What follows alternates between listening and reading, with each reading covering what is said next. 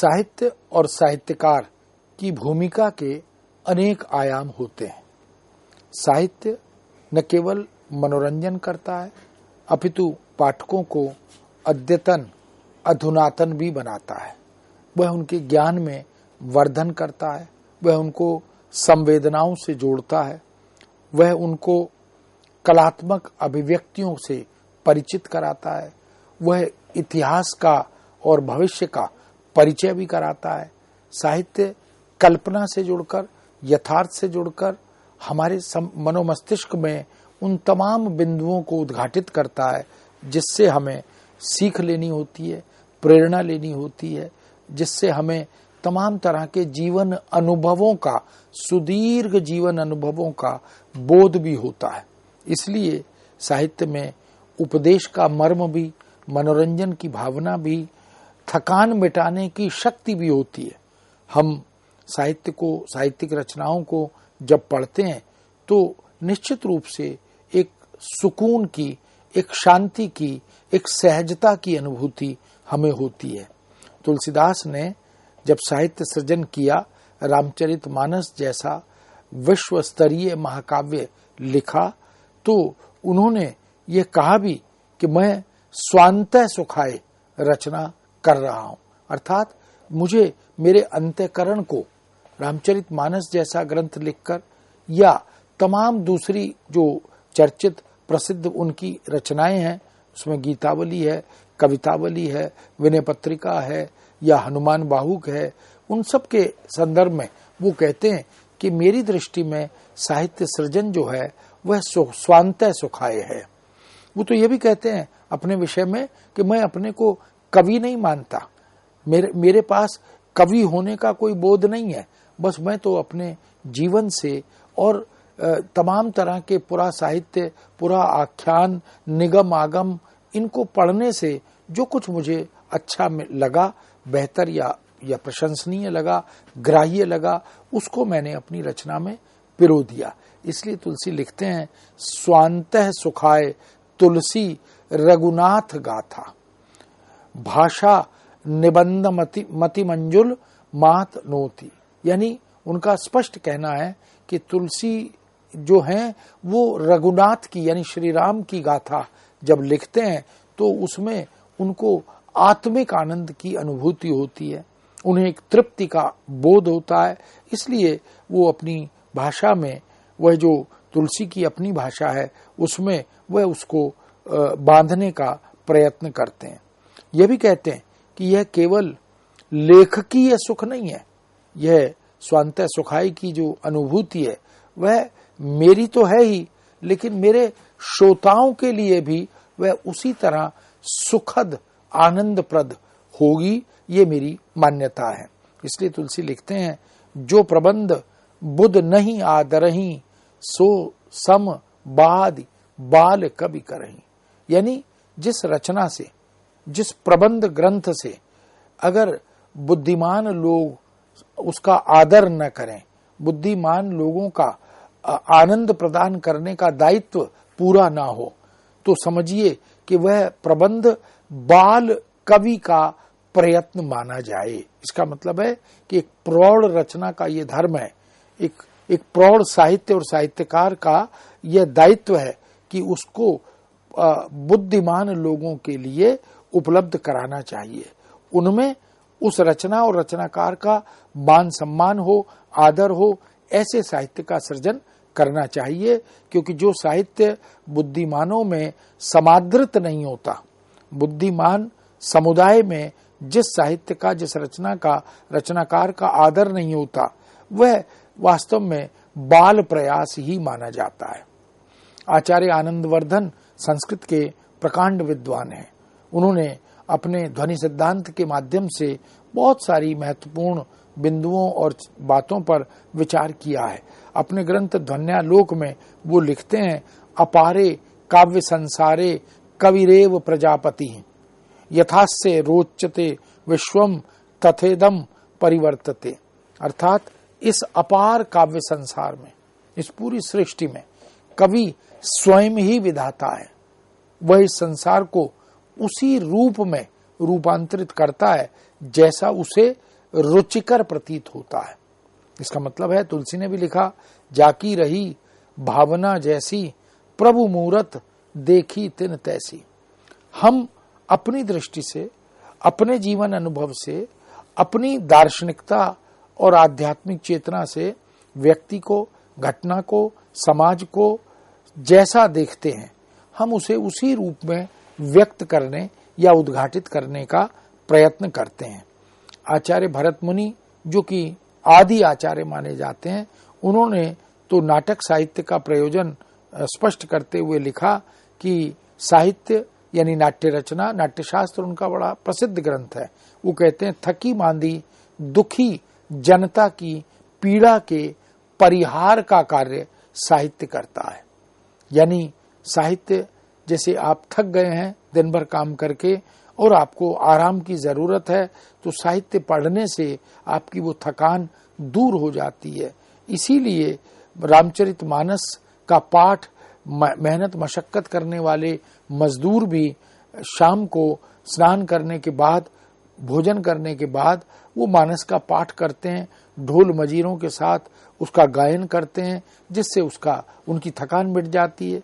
ऐसे ही औपन्यासिक रचना, कथात्मक रचना, नाट्य रचना या अन्य विधाओं को पढ़ने से अपनी अभिरुचि के अनुकूल जो पाठक वर्ग है, जो पाठक समुदाय है, उनकी थकान दूर हो जाती है।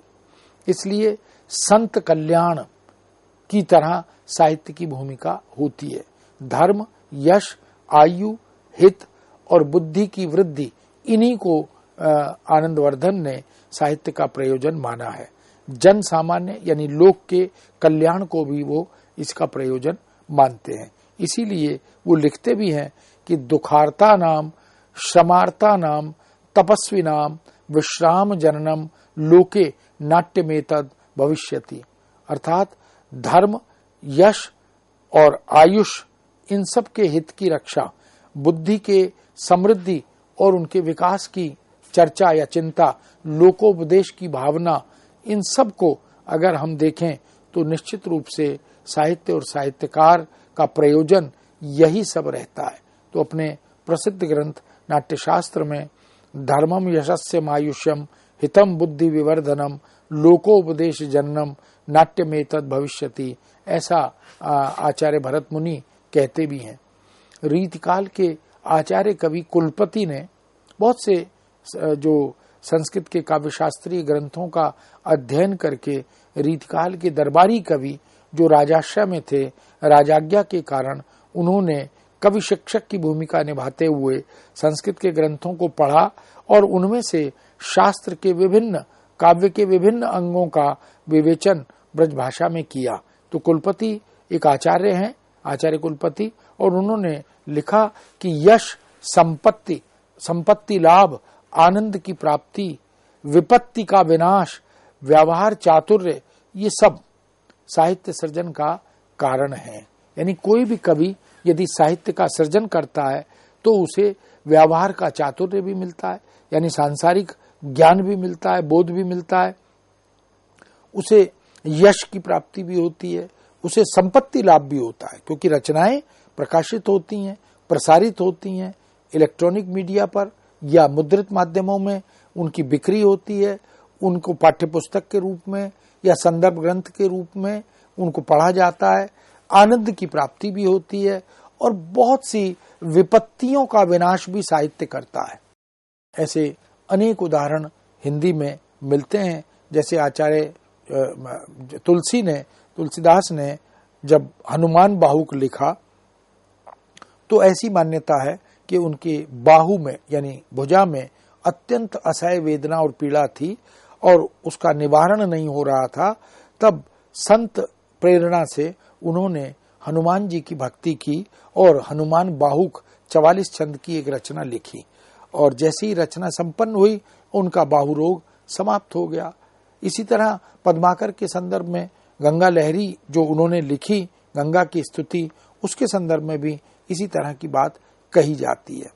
इसी तरह रस रहस्य के अंतर्गत यह बात कही गई, जस संपत्ति आनंद अति दुरितन और खोई होत कवित्त में चतुरई जगत राम बस होई, यानी जो कविता के प्रयोजन है उसमें यश की प्राप्ति, संपत्ति की प्राप्ति, आनंद की प्राप्ति, अहित का निवारण, ये सब, चातुर्य की प्राप्ति, इन सब का उल्लेख कवियों ने बार बार किया है।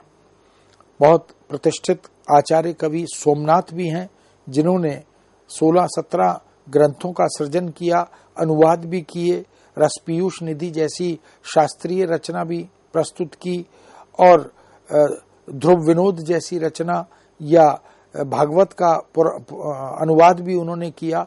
आचार्य सोमनाथ कहते हैं कि कीरति वित्त विनोद अरु, कीरति वित्त विनोद अरु अति मंगल को देत। साहित्य क्या करता है? कीर्ति देता है, यानी यश, ख्याति। जो भी रचनाकार रचना लिखता है तो वो यशस्वी हो जाता है, वह रहे या न रहे, उसके बाद भी उसको और उसकी रचना को पढ़ा जाता है, उसकी चर्चा की जाती है। वित्त पैसा भी देता है, विनोद मनोरंजन भी देता है, और अति मंगल, सबके कल्याण की भावना भी साहित्य की रचनाओं में निहित रहती है। करे भलो उपदेश नित, और बहुत उपदेश का भाव, भलाई के, कल्याण के उपदेश का भाव भी रचनाकार रचना में पिरोता है। वह कवित्त चित्त चेत, ऐसी कविता ही लोगों के चित्त को प्रभावित करती है, आनंदित करती है। अपने समय में साहित्य के बदले स्वरूप को तथा साहित्यकार के बदलते अर्थ को, साहित्य दर्शन और धर्म को देखकर मैथिली शरण गुप्त ने भारत भारती जैसी विलक्षण रचना में यह बात लिखी थी कि केवल मनोरंजन कवि का कर्म नहीं होना चाहिए। यानी साहित्यकार का धर्म मनोरंजन से आगे भी है। मनोरंजन भी एक पक्ष है, किंतु केवल मनोरंजन नहीं, उसमें एक ज्ञान वर्धन की भावना हो, उपदेश की भावना हो, वह अद्यतन अधुनातन वैश्विक ज्ञान से अवगत कराने वाला हो, ज्ञान चक्षु खोलने वाला हो, ऐसा भी साहित्य होना चाहिए। इस तरह पाश्चात्य चिंतन में साहित्य क्यों, इस विषय पर सोचने वाले 4 प्रकार के लोग हमारे सामने आए। एक वर्ग वह है जो नीतिवादी दृष्टि से साहित्य की विवेचना करता है। इनके अनुसार काव्य प्रयोजन में शिक्षा देने, आनंदित करने, प्रेरित करने का भाव मूलतः निहित रहता है। प्लेटो, टॉलस्टॉय, रस्किन आदि इसी विचार के चिंतक थे। हालांकि प्लेटो ने तो कवि को समाज से निकालने की बात भी की, वह कवि और कविता का पक्षधर चिंतक नहीं रहा। प्लेटो मानव के आंतरिक गौरव तथा सौंदर्य का उद्घाटन करना ही साहित्य का उद्देश्य मानते हैं। उनका कहना है कि यदि साहित्य अपनी रचनाओं के माध्यम से मानव के आंतरिक गौरव का उद्घाटन नहीं कर पाता, यदि वह सौंदर्य के विभिन्न आयामों और परतों को उद्घाटित नहीं कर पाता, तो उसे साहित्य कहने में उन्हें संकोच होता है। इसलिए रस्किन ने यह भी कहा, अधिक से अधिक जन समुदाय के अधिक से अधिक हित साधन को काव्य का प्रयोजन माना जा सकता है। इसका मतलब है कि साहित्य और साहित्यकार एक व्यापक स्तर पर पाठक समुदाय, समाज, राष्ट्र, विश्व के ऐसे समस्त पाठकों के हित की कामना करता है, उनके कल्याण की भावना से साहित्य सृजन करता है, उसी के को केंद्र में रखकर चरित्रों का निर्माण भी करता है, कुछ आदर्श पात्रों की स्थापना भी करता है। इसलिए जब हमारे यहाँ रचनाओं में नायकत्व की बात की गई तो धीर ललित, धीरोदात्त, इन तमाम तरह के लोक नायकों की परिकल्पना की गई है। काव्य का लक्ष्य है मनुष्य मात्र को सद्भाव प्रसारित करना और एकता के सूत्र में बांधना। साहित्य ही है जो छुआछूत से मुक्ति का मार्ग दिखाता है, जो ऊंच नीच, अमीर गरीब, इन सब में कोई भेद नहीं करता। साहित्य संवेदना के धरातल पर सभी को, ऊंचा नीचा, अमीर गरीब, उन सबको एक ही दृष्टि से, एक ही चश्मे से देखने का पक्षधर प्रतीत होता है। आनंदवादी दृष्टि के चिंतक दूसरे प्रकार के चिंतक हैं, जिसमें लॉन्जाइनस आते हैं, शिलर आते हैं जो जर्मनी के विद्वान हैं, और उन्होंने काव्य प्रयोजन पर विचार करते हुए कहा कि आह्लाद ही काव्य का मुख्य प्रयोजन है, यानी चित्त का आह्लादित होना, हृदय का आनंदित होना, यही साहित्य के सृजन का मूल प्रेरक कारण है। शिलर ने उदात्त और गंभीर आह्लाद को उद्देश्य बताया। इसका मतलब है कि साहित्य हमें उदात्त बनाता है, हमारी विकृतियों से हमें मुक्त करता है, हमारे चित्त के कालुष्य और मैल को धोता है, हमारा एक प्रकार से विरेचन करता है। तो उदात्तता और गंभीर आह्लाद यह भी साहित्य का गुण है, प्रयोजन है। कलावादी दृष्टि के पक्षधर चिंतकों में वॉल्टर पेटर, रिसलर, ऑस्कर वाइल्ड और डॉक्टर ब्रेडले माने जाते हैं। इन्होंने कला के लिए इस मत की स्थापना की, कविता के लिए मत का प्रतिपादन किया। उन्होंने कहा कि कलाकार कला को यदि निर्मित करता है, कवि कविता का यदि सृजन करता है, तो वह काव्य को जीवित रखने के लिए, कला को जीवित रखने के लिए, उसके विस्तार, उसके प्रचार, इन सब के लिए ही वो ऐसा करता है। इसलिए कला के लिए और इस मत का प्रतिपादन करते हुए उन्होंने अपनी बात को रेखांकित किया। इस सिद्धांत ने वासना, उच्छृंखलता, अश्लीलता, इनको भी कुल मिलाकर प्रकारांतर से समर्थन दिया। एक चौथा वर्ग है समन्वयवादी दृष्टि के चिंतकों का। उसमें ड्राइडन आनंदमयता से शिक्षा देने को काव्य का प्रयोजन मानते हैं, यानी ऐसा काव्य होना चाहिए, ऐसा साहित्य होना चाहिए जो पाठकों को आनंदमय शिक्षा पद्धति से अवगत कराए, उन्हें अद्यतन बनाए, उन्हें तमाम जानकारियों से जोड़ सके। होरेस ने आह्लाद तथा उपयोगिता के सामंजस्य को ही काव्य का प्रयोजन माना। आह्लाद यानी आनंद है, चित्त का आनंद, और उपयोगिता यानी उसकी सामाजिक उपयोगिता, महत्ता, इसकी तरफ ध्यान आकृष्ट किया। कॉलरिज ने आनंद के माध्यम से नीति का उपदेश देने को काव्य का लक्षण बताया है। मैथ्यू आर्नोल्ड ने काव्य में नैतिकता की महत्ता को रेखांकित किया। उनकी दृष्टि में वह कविता या साहित्य नहीं हो सकता जिसमें नैतिकता के महत्व को रेखांकित न किया गया हो। इसका मतलब साहित्य और साहित्यकार का यह धर्म है कि वह नैतिक मूल्यों की प्रतिष्ठा करे, व्याख्या करे, पुनर्उद्घाटित करे, तभी वो साहित्य और साहित्यकार कहलाता है। यहाँ तुलसी को एक बार फिर से याद करते हुए, स्मरण करते हुए रामचरितमानस की बालकांड की उन पंक्तियों को अगर हम दृष्टि में रखें, कीरति भनित भूति भली सोई, सुर सरि सम सब कह हित होई। सबके हित, सबके कल्याण की भावना साहित्य में होती है। कैसे होती है?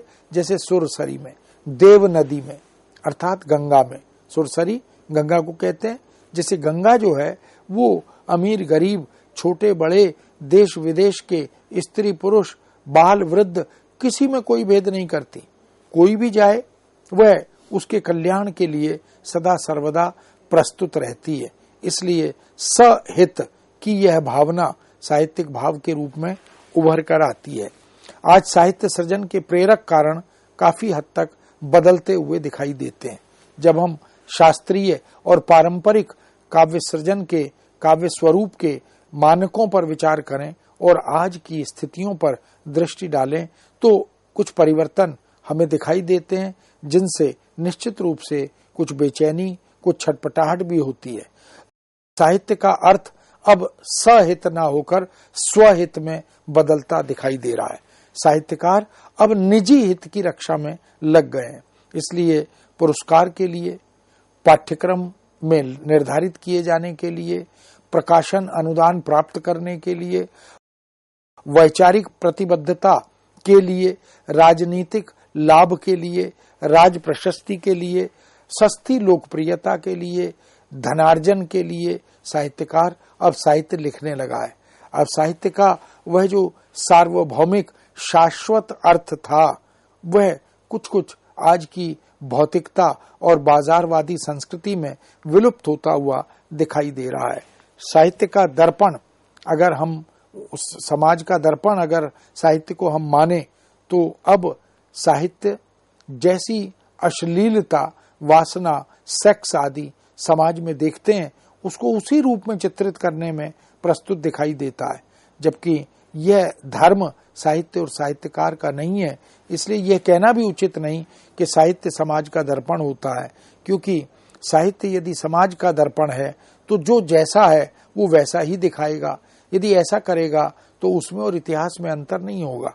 साहित्यकार सदा विद्रूपता को या कमी को या त्रुटि और दोष को संशोधित करके, परिवर्धित करके, परिवर्तन की अपेक्षाओं को उद्घाटित करके प्रस्तुत करता है। साहित्य अब राग द्वेष, षड्यंत्र, कुंठा, निहित स्वार्थ, राजनीति, इन सब की अभिव्यक्ति का एक माध्यम बनकर रह गया। आज पाश्चात्य संस्कृति का भयंकर दबाव साहित्य और साहित्यकार पर प्रकट हो रहा है। भारतीय मूल्य, मानव मूल्य, जीवन मूल्य, नैतिक मूल्य अब साहित्यिक सरोकारों से काफी हद तक दूर दिखाई देने लगे हैं। साहित्य में और उन मूल्यों में अब रिश्ता उस तरह से प्रतीत नहीं होता जैसा होना चाहिए। आज के साहित्य में टूटन, विघटन, संत्रास, बदेश, अनैतिक संबंध, समकालीन सामाजिक विद्रूपताएं, विवाहेतर संबंध, स्वार्थ आप्लावित तथाकथित प्रेम, धनार्जन का व्यामोह, बहुराष्ट्रीयता का शिकंजा, विदेश गमन की लालसा, धनार्जन की ललक, जोड़ तोड़ की राजनीति, इन सब को अगर हम दोष मानते हैं तो आज साहित्य में इन सब की अभिव्यक्ति प्रचुर मात्रा में हो रही है और साहित्यकार तात्कालिक लोकप्रियता अर्जित करने के लिए इस प्रकार के साहित्य का सृजन करता हुआ दिखाई देता है। साहित्यकार अब यंत्रवत हो गया है। प्रकाशकीय दबाव के कारण, पैसे के मोह के कारण वो व्यावसायिक लेखन बन बैठा है। उसे नियमित धनार्जन की एक उत्कट इच्छा मिल गई है, इसलिए वो साहित्य की रचनाएं यंत्रवत मशीन के साथ जुड़कर करने लगा है। साहित्यिक लेखन के प्रकाशन तथा विक्रय का कार्य अब रैकेट में यानी षड्यंत्र में जुड़ा हुआ दिखाई देता है। किताब अब लिखी नहीं जाती बल्कि कहा जाता है कि लिखवाई जाती है। पुस्तक अब बिकती नहीं है अपितु बेची जाती है। यह जो समाज का मनोविज्ञान बदल रहा है, परिवेश बदल रहा है, यह चिंता का विषय है। साहित्य अब प्रतिभा की नहीं, जुगाड़ की वस्तु बन गया है। कंप्यूटर, इंटरनेट, इन सब ने साहित्य की मौलिकता और प्रामाणिकता की हत्या कर दी है। कमोबेश झूठन बन गया है साहित्य। इसलिए साहित्य लेखन, प्रकाशन अब मैनेजमेंट बनकर रह गया है, एक प्रबंधन बनकर रह गया है। साहित्य अब साधना से नहीं, साधनों से गति प्राप्त करने लगा है। साहित्य सृजक अब साधना जीवी नहीं, साधन जीवी बनकर रह गया है। साहित्यकार सैरोगेट मदर की तरह अपनी अनुभूति की कोख किराए पर देने लगा है। यही कारण है कि अभिजात्य या क्लासिक साहित्य, चिरंतन और शाश्वत साहित्य अब देखने को, पढ़ने को नहीं मिलता। बाजारवाद ने, वर्गवाद ने, जातिवाद ने, लिंगवाद ने अब साहित्य और साहित्यकार को अपनी जकड़न में ले लिया है। इसलिए मित्रों, आज वासना, यौन चेतना, अनास्था, संशय, भय, यही सब कुछ साहित्य की प्रेरणा बन गए और साहित्य के माध्यम से रचनाकार इन्हीं की बार बार अभिव्यक्ति करना चाहता है। कह सकते हैं आज नैतिकता के संकट में, मूल्यों की टकराहट के दौर में, उत्तर आधुनिकता के खतरों में, भोग उपभोग की संस्कृति में, इंटरनेट के चौर्य कर्म से निर्मित साहित्य के दौर में यदि हम विचार करें तो निश्चित रूप से ये एक भ्रामक स्थिति हमारे सामने खड़ी हो गई है।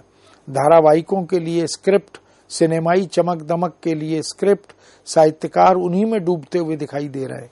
मशीनों के अतिक्रमण ने साहित्य की सहजता को नष्ट कर दिया है। यहाँ तक के इंटरप्रिटेशन में, अनुवाद में, उनमें भी साधना अब गायब हो गई है। अब वह तोड़ती पत्थर तथा भिक्षुक जैसी कविताओं का सर्जक नहीं रहा, बल्कि अब वह बदलते युग युग धर्म की ओर उन्मुख हो गया। इसलिए मित्रों, कह सकते हैं कि आज साहित्य के अर्थ बदल गए। मुक्तिबोध की ये पंक्तियां इस बात को चरितार्थ करती हैं, उत्तर देती हैं। लोकहित, पिता को घर से निकाल दिया, जन जन करुणा सी माँ को हकाल दिया, स्वार्थों के टेरियर कुत्तों को पाल लिया, भावना के कर्तव्य त्याग दिए, हृदय के मंतव्य मार डाले, विवेक बघार डाला, स्वार्थों के तेल में आदर्श खा गए। अब तक क्या किया, जीवन क्या जिया, ज्यादा लिया और दिया बहुत कम, मर गया देश और जीवित रह गए तुम। धन्यवाद।